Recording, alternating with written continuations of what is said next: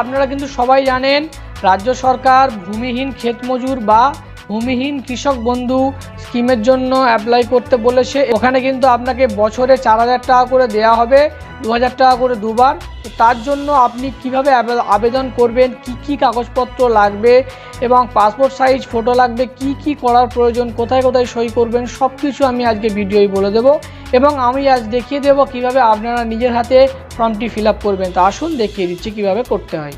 ভূমিহীন ক্ষেত মজুরের যে ফর্মটি, এইভাবে যে ফর্মটি আমরা অনলাইন থেকে ডাউনলোড করে নিয়েছি, আপনারা কিন্তু অবশ্যই ক্যাম্প থেকে সংগ্রহ করবেন। তো সর্বপ্রথম এখানে দিয়েছে পার্সোনাল ডিটেলস, ব্যক্তিগত তথ্য।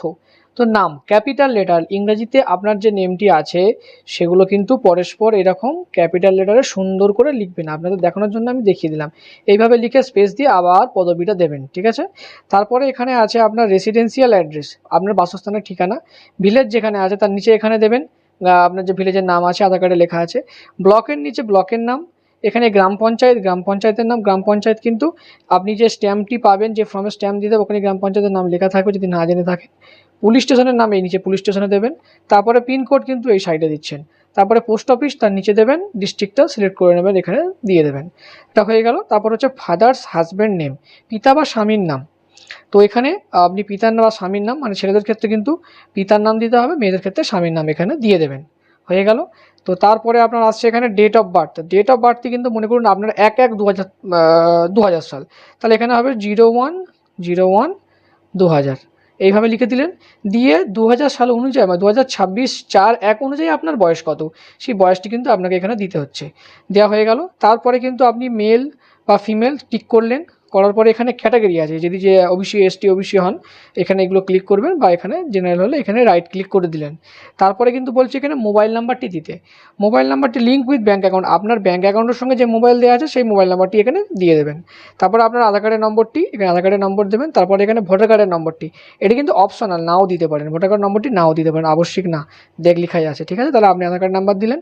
তারপরে এখানে আপনার bank details, bank account number অনুযায়ী আপনার নাম, আপনার ব্যাংকের অ্যাকাউন্টে যে নামটি লেখা আছে সেই নামটি এখানে লিখলেন।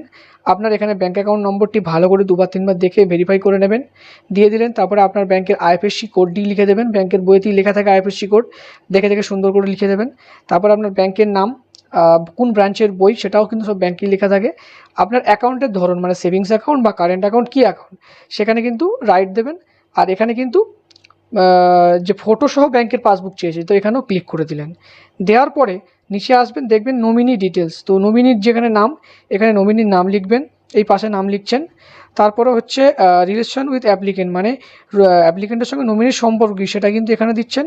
নমিনির ফাদার্স নেম বা হাজব্যান্ড নেম সেটা এখানে দিচ্ছেন। তারপরে নমিনি ডেট অফ বার্থটি যেভাবে দিয়েছিলেন ওরমভাবে দেবেন, আবার বয়সটা 2026/4 অনুযায়ী দেওয়ার পরে এখানে দিয়েছে নমিনির অভিভাবকের নাম, যদি 18 বছরের নিচে হয়, নমিনিকে যদি মনে করুন আপনার ছেলে বা মেয়ে যদি 18 বছরের নিচে হয় তাহলে কিন্তু তার আবার গার্জেন দিতে হবে, আর যদি 18 বছরের উপরে নমিনি তার কিছু দেওয়ার দরকার নেই। তারপরে এখানে তারিখ, এখানে অ্যাপ্লিকেন্ট সাইন করে দেবে, দিলে কিন্তু আপনার ফর্ম ফিল আপটি কমপ্লিট। তারপরে চলে আসছি নেক্সট পেজে। এখানে কিন্তু পশ্চিমবঙ্গ সরকারের কৃষি বিভাগ বাংলা বা ইংরেজি যে কোনো একটি ফিল আপ করবেন। অ্যানেক্সার 1 সংযোজনী 1। তো আমরা বাংলায় যদি করে থাকি তাহলে ভূমিহীন ক্ষেত মজুরদের জন্য বার্ষিক আর্থিক সহায়তা প্রকল্পের আবেদনের জন্য স্বঘোষণাপত্র। তো এখানে আমি বলতে যে অ্যাপ্লিকেন্ট আছে তার নাম হবে। তারপরে হচ্ছে এখানে দিয়েছে যে তার পিতার নাম, তো এখানে পিতার নামটি লিখে দিলেন। দেওয়ার পরে তারপর গ্রামের নাম এখানে হবে, এখানে গ্রাম পঞ্চায়েতের নাম হবে। এখানে যদি মিউনিসিপ্যালিটি হয়ে থাকে মিউনিসিপ্যালিটি দেবেন, এখানে কোন ব্লকের আন্ডারে সেই ব্লকের নাম লিখবেন। তারপরে কোন থানা লিখবেন। তারপরে কোন জেলা সেই জেলা লিখবেন। লিখলে এটা আপনার হয়ে গেল। হয়ে যাওয়ার পরে এখানে আপনি কি কৃষক বন্ধু নতুন বা লক্ষ্মীর ভাণ্ডারের জন্য কোনো অ্যাপ্লাই করেছেন, যেগুলো কিছু করার দরকার নেই বা অন্যান্য কিছুর দরকার নেই। এখানে আবেদনপত্রে সাইন করে দেবেন, দিয়ে স্থানার তারিখ লিখে দিলেন। এখানে হয়ে গেল। নেক্সট পাতায় চলে যাচ্ছে, এটার ফিল আপ করার দরকার নেই, যে কোনো একটি বাংলা বা ইংরেজি, ঠিক আছে। তো দ্বিতীয় ভাগে চলে যাচ্ছি। এটা কিন্তু পশ্চিমবঙ্গ সরকার কৃষি বিভাগ আধারের তথ্য, মানে আধারের সঙ্গে যুক্ত মোবাইল নাম্বারের তথ্য এবং আধার তথ্য সরকার দ্বারা ব্যবহার করার অনুমতি, মানে আপনি অনুমতি দিচ্ছেন যে আপনার তথ্যটি ইউজ করবে সরকার। তো এখানে আপনার নাম দেবেন, যে অ্যাপ্লিকেন্ট আছে তার নাম, ঠিক আছে। তারপরে তার পিতার নাম বা স্বামীর নাম, গ্রামের নাম এখানে দিলেন। ভালো করে লক্ষ্য করবেন যে গ্রাম মানে এদিকে লিখতে হবে, আপনার গ্রামটি কোন দিকে, ঠিক আছে। গ্রামটি লিখলেন, তারপরে গ্রাম পঞ্চায়েতের নাম, তারপরে ব্লকের নাম, তারপর জেলার নাম।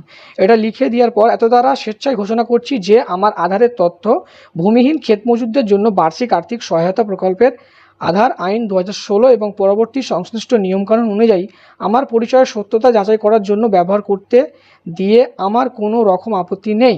আমার আধার সংক্রান্ত নিচে দেওয়া হলো এখানে আধার নম্বর, এখানে আধারের সঙ্গে যে মোবাইল নাম্বারটি লিঙ্ক সেটা দেবেন এবং ভোটার কার্ডের নম্বরটি দেবেন, দিয়ে নিজ স্বাক্ষরিত ভোটার কার্ড এবং আধার কার্ড কপি, মানে যে আধার কার্ডের বা ভোটার কার্ডের কপি দিচ্ছেন তার নিচে কিন্তু এখানে সাইন করে দিতে হবে, দিয়ে এখানে সই করে দেবেন। এখানে একটি করলে আরেকটি করার দরকার নেই, বাংলা বা ইংরেজি দেওয়া আছে, আপনি যেটা মনে করবেন সেটা করতে পারেন। এই পাতাটাও চলে গেলাম। তারপরে এখানে দিয়েছে চেক লিস্ট, আপনি যে ডকুমেন্টসগুলির প্রয়োজন সেগুলো টিক মার্ক করবেন।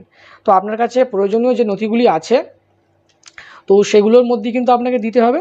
যেমন ধরুন ভোটার কার্ড আছে আপনার, আপনি রাইট ক্লিক করলেন, আধার কার্ড আছে ক্লিক করলেন, ব্যাংকের বই আছে, মোবাইল নাম্বার লিঙ্ক আছে, self attest declaration with annexure, এখানে কিন্তু আপনি ফিল আপ করেছেন সেলফ ডিক্লারেশন অ্যানেক্সচার। তারপরে consent of letter of using Aadhaar data, এখানেও কিন্তু ফর্মেতে আপনি ফিল আপ করেছেন। পাসপোর্ট সাইজ একটি ফটো দিতে হচ্ছে কালার, সেটা কিন্তু দিয়ে দিলেন। দিয়ে আদার্স যদি কোনো ডকুমেন্টস দেওয়ার থাকে দিয়ে দেবেন।